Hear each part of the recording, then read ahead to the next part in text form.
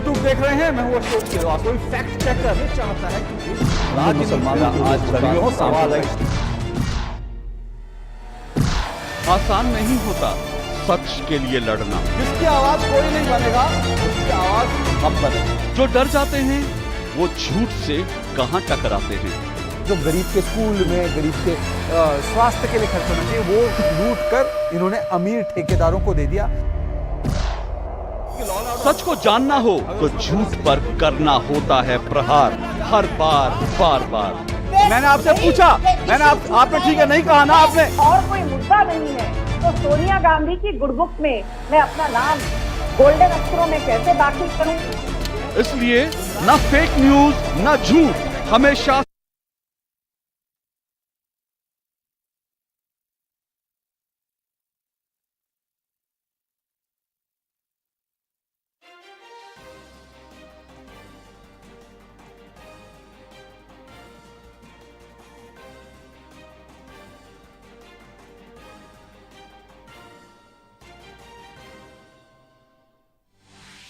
Bharat Australia के दरमियान border Gavaskar trophy का चौथा और आखिरी टेस्ट मैच आज। वजीर आजम मोदी ऑस्ट्रेलिया के वजीर आजम के साथ अहमदाबाद मैच देखने पहुंचे। सीरीज में 2-1 से आगे है टीम इंडिया।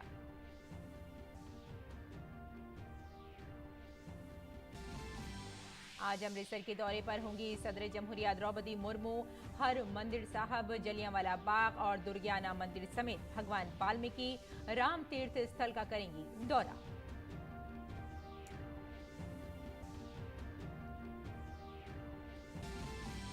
आज से 3 दिन के कर्नाटक दौरे पर होगी इलेक्शन कमीशन की team. Chief election commissioner Rajeev Kumar करेंगे टीम की क़यादत। इस साल होने वाले इंतखाबात से कब्ल तैयारियों का लेंगे जायजा।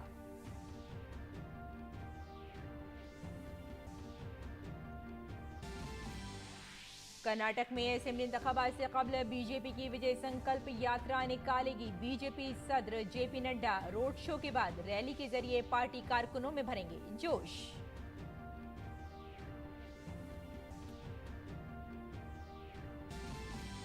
नेपाल में सदर का इंतखाब आज। नेपाली कांग्रेस के रामचंद्र पौडियल और सीबीएन यूएमएल के सुभाष चंद्र नेमांग दौड़ में शामिल। आज शाम को ही आएंगे नतीजे।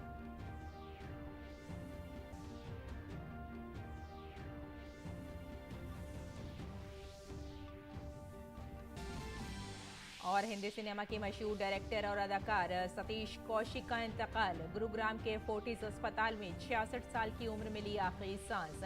अनुपम खेर ने कहा 45 साल की दोस्ती पर लग गया फुल स्टॉप।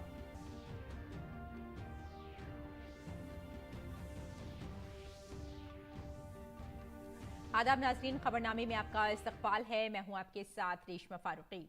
आइए तफसील से अब खबरों पर नजर डालते हैं।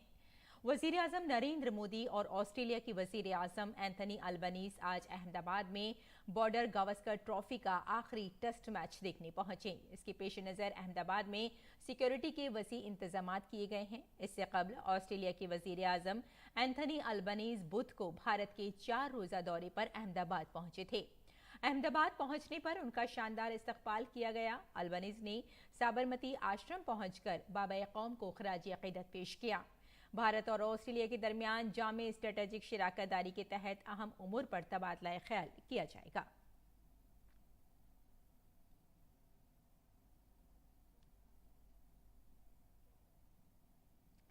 सदर द्रौपदी मुर्मू आज अमृतसर के 1 रोजा दौरा करेंगी।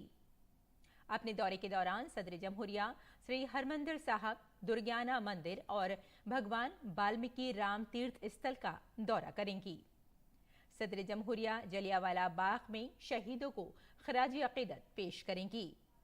सदर जमहूरिया के दौरे के पेश नज़र इंतजामिया ने तमाम तैयारियां मुकम्मल कर ली हैं।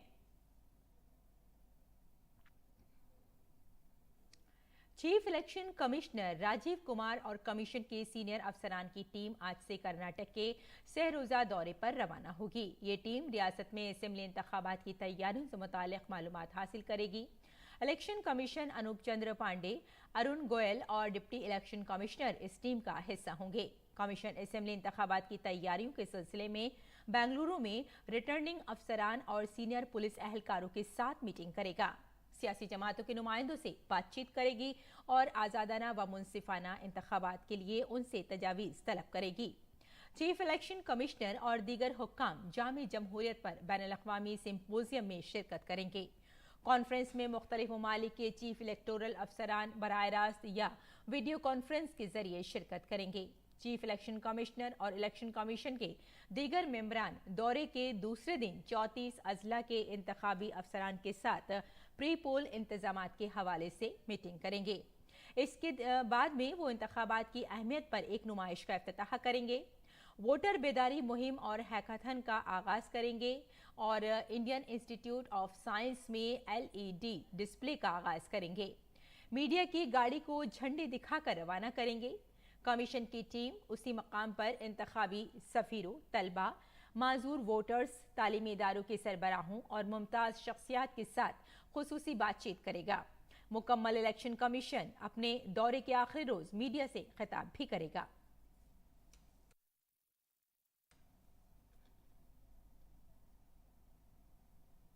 इलेक्शन कमीशन आज वर्चुअल तौर पर शमूलियत पर मबनी इंतखाबात और इंतखाबी सालमियत पर तीसरी बैनुल-अक़वामी कॉन्फ्रेंस की मेजबानी करेगा। कॉन्फ्रेंस में Angola, Armenia, Australia, Canada, Chile, Costa Rica, Croatia, Denmark, Dominica, Georgia, Guyana, Kenya, Mauritius समेत 25 ममालिक के 46 से जायद शुरा शिरकत करेंगे। इंडोनेशिया में general election network for disability access और नेपाल में एसोसिएशन ऑफ यूथ ऑर्गेनाइजेशन की कॉन्फ्रेंस में शिरकत की तवक्को है। Chief election commissioner Rajeev Kumar और election commissioner Anoop Chandra Pandey conference से खिताब करेंगे। कोहरट की पहली बैनुल-अक़वामी कॉन्फ्रेंस गुज़श्ता साल 31 अक्टूबर से 1 नवंबर तक नई दिल्ली में इलेक्शन मैनेजमेंट इदारों का किरदार, लायहा अमल और सलाहियत के मौजू पर मुनक़िद हुई थी, जिसमें 11 ममालिक से इलेक्शन मैनेजमेंट बॉडीज़ के तकरीबन 50 मंदूबीन ने शिरकत की थी। और कर्नाटक में इंतखाबी सरगर्मियों में इजाफा होने लगा है। भारतीय जनता पार्टी इस इलेक्शन में अपनी बुनियाद को मजीद मजबूत करने की तमाम कोशिशें कर रही है। इस सिलसिले में बीजेपी के कौमी सदर JP नड्डा आज बेंगलुरु में विजय संकल्प यात्रा को झंडे दिखाकर रवाना करेंगे। इसके बाद बीजेपी सदर रोड शो करेंगे।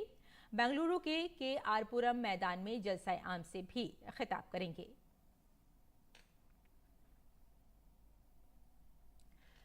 दिल्ली एक्साइज पॉलिसी घपला मामले में तेलंगाना की वजीर आला के चंद्रशेखर राव की बेटी के कविता को ईडी ने हाजिर होने का नोटिस दिया है। भारत राष्ट्र समिति की लीडर कविता कल देर शाम नई दिल्ली पहुंच गई हैं, लेकिन ईडी के सामने उनकी पेशी से मुताल्लिक सूरत हाल अभी वाज़ेह नहीं है। दरहकीकत तेलंगाना की वजीर आला के चंद्रशेखर राव की बेटी कविता को ईडी ने दिल्ली एक्साइज पॉलिसी में मुबैना बेज़ाब्तगियों से मुताल्लिक मनी लॉन्ड्रिंग केस में पूछगछ के लिए 9 मार्च को दिल्ली में एजेंसी के सामने हाजिर होने को कहा है। ताहम कविता ने ईडी के सामने पेश होने के लिए कुछ और वक्त मांगा है, लेकिन ईडी ने इस सिलसिले में कोई वजाहत नहीं की है। इससे कबल कविता ने कहा था कि वो ईडी के सामने पेश होने के बारे में कानूनी राय हासिल करेंगे। हुकूमत ने कहा है कि मनी लॉन्ड्रिंग की रोकथाम कानून 2002 क्रिप्टो करेंसियों या वर्चुअल असासों के कारोबार पर नाफिज होगा। वजारत खजाना ने एक नोटिफिकेशन में कहा कि डिजिटल असासों और फिएट करेंसी के दरमियान लेन देन, एक या ज्यादा वर्चुअल डिजिटल असासों और उनकी मुंतकली को मनी लॉन्ड्रिंग एक्ट के तहत लाया जाएगा। इसके अलावा वर्चुअल डिजिटल असासों को महफूज रखने और इंतजामिया से मुताल्लिक माली खदमात और उनकी पेशकश और फरोख्त को भी एक्ट के तहत लाया जाएगा।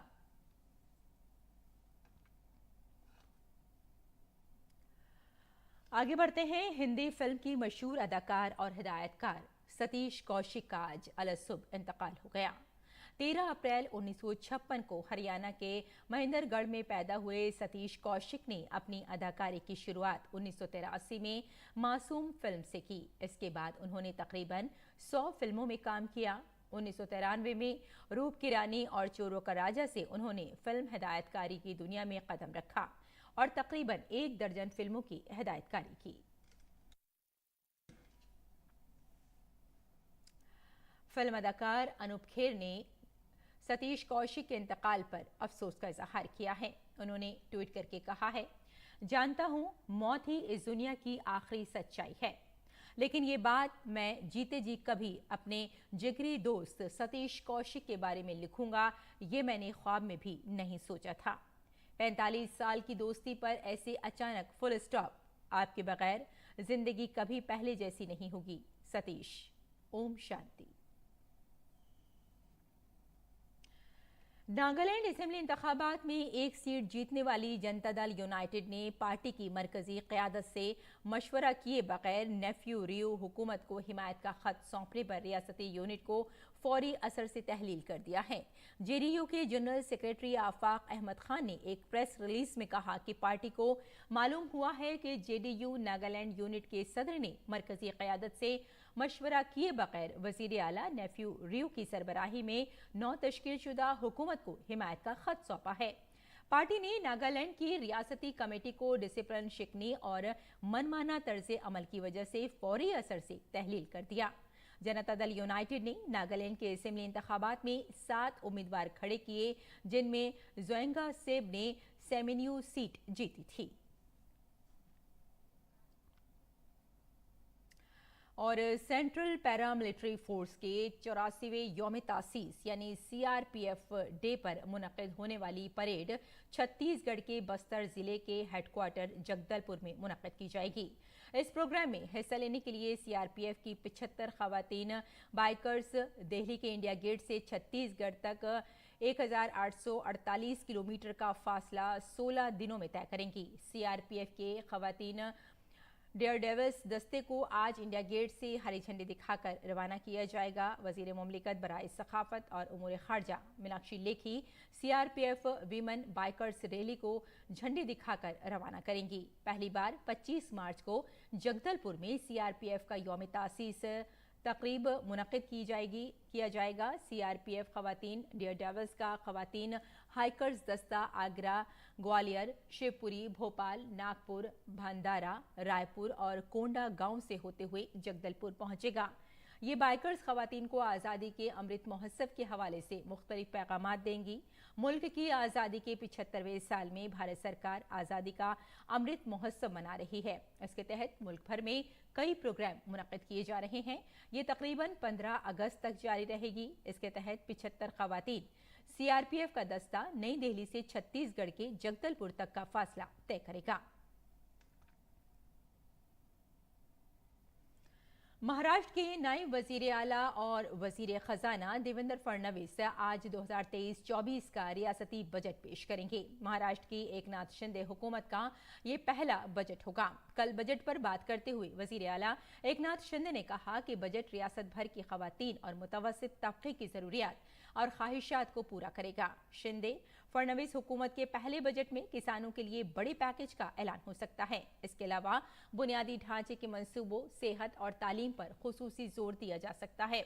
फडणवीस से विदर्भ के लिए बड़े ऐलान की उम्मीद की जा रही है। महाराष्ट्र हुकूमत ने 2030 तक $1 ट्रिलियन की मईशत का हदफ मुकर्रर किया है। इस हदफ को हासिल करने के लिए रियासत की इख्तिसादी तरक्की को 11% की शरह से बढ़ाना होगा। ऐसे में वजीर खजाना फडणवीस मईशत को जहन में रखते हुए बजट में अहम ऐलान कर सकते हैं। और बिहार के गया जिले में एक गांव ऐसा भी है जहां पहुंचते ही आपको बुनाई की आवाजें सुनाई देती हैं, लेकिन ये गांव IITians की फैक्ट्री के नाम से मशहूर है। जानिए क्या है इस गांव में, पेश है एक रिपोर्ट। बिहार के गया जिले में एक गांव ऐसा भी है जहां पहुंचते ही आपको बुनाई की आवाजें सुनाई देती हैं, लेकिन ये गांव IITians की फैक्ट्री के नाम से मशहूर है। इस गांव का नाम है पटवा टोली। हर साल यहां से IIT के इम्तिहान में 1 दर्जन से ज्यादा तालिबे इल्म मुंतखब होते हैं। खास बात यह है कि यहां रहने वाले तलबा को मुफ्त तैयारी कराई जाती है। वृक्ष नाम की एक तंजीम यहां तलबा को तालीम फराहम करने का काम कर रही है। इस तरह गरीब तबके के तलबा यहां आकर IITians बनने का ख्वाब पूरा करते हैं। यहाँ का सिस्टम देखिए कुछ इस तरह है, जैसे जो सीनियर है वो जूनियर्स को पढ़ाते हैं और उसके बाद क्या होगा, जो वहाँ पर पढ़ चुके होंगे वो अपने जूनियर्स को पढ़ाते हैं। और ऐसे ही सिलसिला चलते रहता है। और जो जैसे मान लीजिए कुछ सीनियर्स को नहीं आता है जो चीज़, वो सीनियर से जाकर कंसल्ट करते हैं, उसके बाद वो यहाँ पर अच्छे से बता देते हैं। विलेज ऑफ IITians के गांव के नाम से मुल्क भर में मशहूर गया के पटवा टोली ने एक बार फिर कामयाबी का झंडा गाड़ दिया है। यहां से 45 बच्चों ने JEE मेंस में कामयाबी हासिल की है, जिनमें से 38 ने एडवांस के लिए क्वालिफाई किया है। बाकी के बच्चों का भी 90% से ऊपर स्कोर है। IIT अभी मेंस हुआ, सिर्फ उसी को निकाले 98.76% आया है। तो नोट्स का बहुत ज़्यादा इम्पोर्टेंस था। टीचर जो पढ़ाते थे हम लोग को उस नोट से ही बहुत सारा क्वेश्चन मिला था हम लोग को, और उसी को बार बार रिपीट करते रहते। जेई मेंस का एग्ज़ाम में मैं क्वालिफाई किया हूँ। कितना परसेंट आया? 92.83% आए।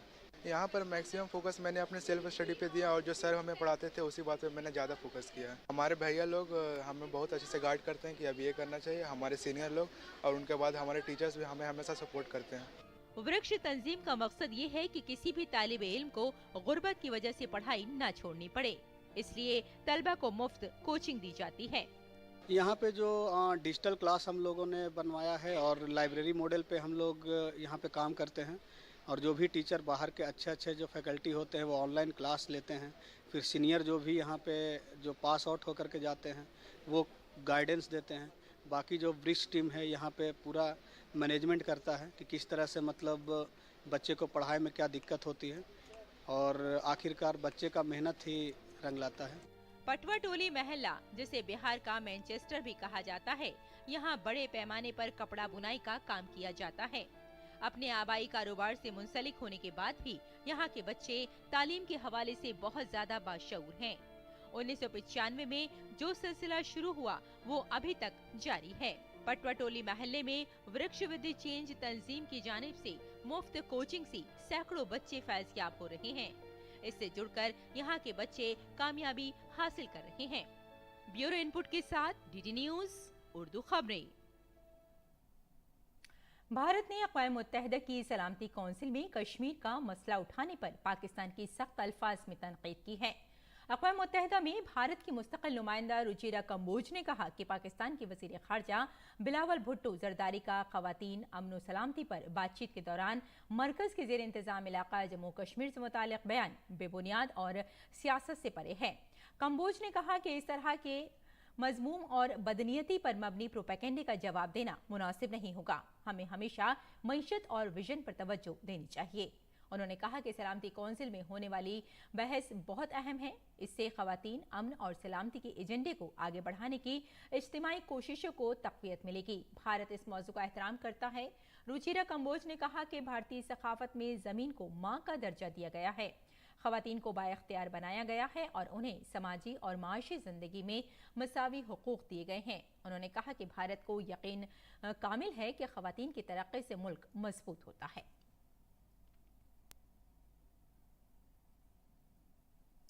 इमरान खान की गिरफ्तारी के खिलाफ सड़क पर जमा होने वाले पाकिस्तान तहरीक-ए-इंसाफ व PTI के कारकुनों पर पाकिस्तानी पुलिस कहर बनकर टूटी।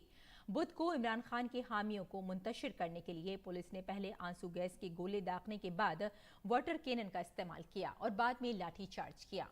लाहौर में PTI के मुजव्वज़ा जलसे से ऐन कब्ल हुकूमत ने यहाँ दफ़ा 144 नाफिज कर दी थी। PTI ने दावा किया कि इसके पुरअमन कारकुनों को गिरफ्तार कर लिया गया है। PTI के कारकुन बुध के रोज सड़क पर आ गए जब पुलिस ने इमरान खान की रिहाइशगाह के रास्ते में कंटेनर्स और रुकावटें खड़ी करके दाखिले की तमाम राहों को रोक दिया। PTI का इल्जाम है कि पुलिस ने खवातीन समेत पार्टी कारकुनों पर आंसू गैस के गोले छोड़े और लाठीचार्ज किया। पुलिस ने निजाम पार्क में खड़ी PTI कारकुनों की गाड़ियों को भी तोड़ दिया। उनका इल्जाम है कि पुलिस अफसरान ने कार्रवाई के खिलाफ एहतजाज करने वाले सहाफियों के साथ भी मारपीट की। गौरतलब है कि गुज़िश्ता इतवार को पुलिस इमरान खान को गिरफ्तार करने में नाकाम रही थी, जिसकी बुनियादी वजह तहरीक-ए-इंसाफ के कारकुनों की बड़ी तादाद की मज़ाहमत थी। और नेपाल में सदर के ओहदे के लिए आज इंतखाब होगा। नेपाली कांग्रेस के रामचंद्र पोडियल और CPN-UML के सुभाष चंद्र नेम्बांग ने इस ओहदे की दौड़ में हैं। इलेक्शन कमीशन ने सदारती इंतखाब की तैयारियां मुकम्मल कर ली हैं। सदारती इंतखाब में मुकाबला ऐवान नुमाइंदगान के 2 साबिक स्पीकरों के दरमियान है। 8 पार्टियों के इत्तेहाद की हिमायत याफ्ता उम्मीदवार रामचंद्र पोडियल हैं, जबकि सुभाष निमांग को CBN UML ने मैदान में उतारा है। मौजूदा सदर विद्या देवी भंडारी की मियाद 12 मार्च को खत्म हो रही है। इलेक्शन कमीशन के हुक्काम के मुताबिक पोलिंग सुबह 10 बजे से दोपहर 3 बजे के दरमियान काठमांडू वाक़े पार्लियामेंट हाउस में होगी। कमीशन शाम 4 बजे से वोटों की गिनती शुरू करेगा और शाम 7 बजे नताइज का ऐलान किया जाएगा। श्रीलंका के वजीर खारजा MUM अली साबरी ने कहा है कि कोलंबो बंदरगाह के मगरबी कंटेनर्स टर्मिनल के सरमायाकारों का तयन करने में भारत सरकार का कोई रोल नहीं था। उन्होंने कहा कि अडानी ग्रुप ने श्रीलंका में बंदरगाहों की तोसी करने में दिलचस्पी जाहिर की थी। इस सिलसिले में श्रीलंका सरकार ने अडानी ग्रुप के साथ जरूरी मुआहदों पर बातचीत की थी। There was a trilateral memorandum of cooperation among the government of Sri Lanka, India and Japan for the development of the East Container Terminal. Subsequently, in early 2021, Sri Lanka decided to develop ECT, that is the Eastern Terminal, on its own. And thereafter we decided that we can invite the Japan and India to participate on the Western Terminal development. But Japan did not participate. And thereafter, Adanis on their own showed certain interest in the development of the ports in Sri Lanka. But I think they are good at it, and they have developed in so many ports, both India and in the world. So for the WCT, that is the West Container Terminal, Adanis was chosen as a Sri Lankan partner. The investor and the government of Sri Lanka negotiated the necessary agreement in this regard. Actually, other than the fact that because it was initially discussed as a trilateral development with India and Japan and Sri Lanka participating, Indian government had no role in that. WCT is an internal to Sri Lanka. और कल बर्तानिया में मुल्क का बेशतर हिस्सा बर्फ से ढक गया। परवाजों में खलल पड़ा और स्कूल बंद हो गए। महकमा मौसमियात ने कहा कि स्कॉटिश हाईलैंड्स में रात का दर्जा हरारत -15.4 डिग्री सेंटीग्रेड तक गिर गया, जो 2010 के बाद सबसे सर्द मार्च है। हफ्ते के बाकी दिनों में बर्फाने कुतुबी हवाएं चलने का इम्कान है। महकमा मौसमियात ने मुल्क के शुमाली देही इलाकों में नकलो हरकत और बिजली की फरहमी में खलल आने की वार्निंग दी है। मौसम एजेंसी का कहना है कि बरतानिया के बेशतर इलाकों में जुमे तक ओले, बर्फबारी और कम दर्जा हरारत जारी रहने की तवक्को है। ब्रिस्टल हवाई अड्डे को बर्फ साफ करने के लिए कल कुछ देर के लिए बंद कर दिया गया था। मौसम की वजह से लंदन के गेटविक हवाई अड्डे पर ट्रैफिक में कुछ ताखीर भी हुई। वेल्स में शदीद बर्फबारी के बाइस कई स्कूल बंद कर दिए गए हैं। मौसम एजेंसी ने कहा है कि बरतानिया में दिसंबर के मुकाबले मार्च में बर्फबारी का ज्यादा इम्कान है। दूसरी जानिब स्वीडन में भी शदीद बर्फबारी से नकलो हरकत मुतासिर हुई है। स्टॉकहोम के हवाई अड्डे पर दर्जनों परवाजें मनसूख कर दी गईं और बस और ट्रेन सर्विस मुतासिर हुई। वजीर आजम नरेंद्र मोदी ने इसराइल के वजीर आजम बेंजामिन नेतन्याहू को होली की उनकी खुसूसी मुबारकबाद के लिए शुक्रिया अदा किया है। वजीर आजम मोदी ने नेतन्याहू और इसराइल के अवाम को पोरियम की मुबारकबाद पेश की। वजीर आजम नरेंद्र मोदी ने अपने ट्वीट में कहा कि मेरे दोस्त वजीर आजम नेतन्याहू, होली के लिए आपकी खुसूसी मुबारकबाद के लिए आपका शुक्रिया। पूरे भारत में लोग इस त्यौहार को बड़े जोशो खरोश से मनाते हैं। मैं आपको और इसराइल के अवाम को पोरियम की बहुत बहुत मुबारकबाद पेश करता हूं। चक समिच। भारत और ऑस्ट्रेलिया के दरमियान 4 टेस्ट मैचों की सीरीज का चौथा और आखिरी मैच आज से अहमदाबाद में शुरू हो रहा है। ऑस्ट्रेलिया ने टॉस जीतकर पहले बल्लेबाजी का फैसला किया है। वजीर आजम नरेंद्र मोदी और ऑस्ट्रेलिया की वजीर आजम एंथनी अल्बनीज भी इस मैच के दौरान मौजूद हैं। भारतीय टीम की नजरें सीरीज 3-1 से जीतने पर है। इस वक्त भारत इस सीरीज में 2-1 से आगे है। तीसरे मुकाबले में भारत को हार का सामना करना पड़ा था। साथ ही ऑस्ट्रेलियाई टीम ये मैच जीतकर सीरीज बराबरी पर खत्म करना चाहेगी। अगर इस मैदान पर भारत के रिकॉर्ड की बात करें तो यहां भारत की कारकर्दगी शानदार रही है। भारतीय टीम 2 साल के बाद यहां टेस्ट मैच खेलेगी। और अब मौसम का मिजाज।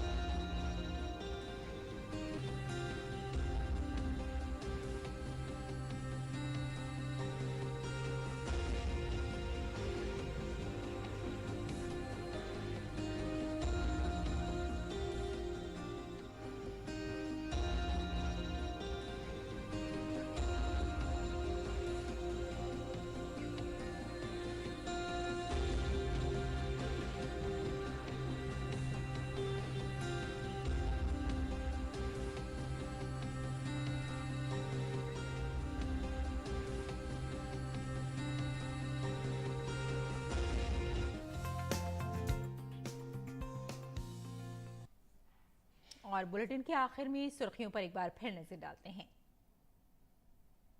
भारत और ऑस्ट्रेलिया के दरमियान बॉर्डर गावस्कर ट्रॉफी का चौथा और आखिरी टेस्ट मैच आज। वजीर आजम मोदी ऑस्ट्रेलिया के वजीर आजम के साथ अहमदाबाद मैच देखने पहुंचे। सीरीज में 2-1 से आगे है टीम इंडिया।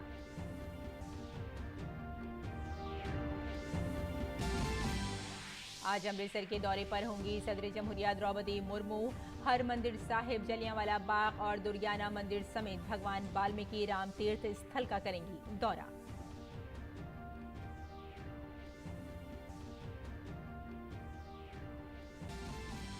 आज से 3 दिन के कर्नाटक दौरे पर होगी इलेक्शन कमीशन की team. Chief election commissioner Rajeev Kumar करेंगे टीम की क़यादत। इस साल होने वाले इंतखाबात से कबल तैयारियों का लेंगे जायजा।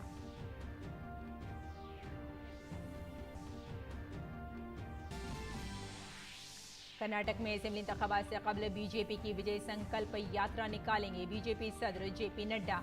रोड शो के बाद रैली के जरिए पार्टी कारकुनों में भरेंगे जोश।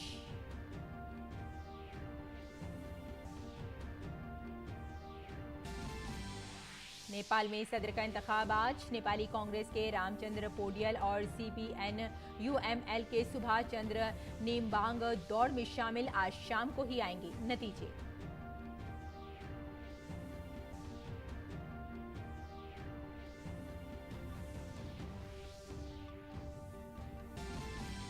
और हिंदी सिनेमा के मशहूर डायरेक्टर और अदाकार सतीश कौशिक का इंतकाल। गुरुग्राम के फोर्टिस अस्पताल में 66 साल की उम्र में ली आखिरी सांस। अनुपम खेर ने कहा 45 साल की दोस्ती पर लग गया फुल स्टॉप। तो नाज़रीन, खबरनामे में फिलहाल इतना ही। इजाजत दें, आदाब।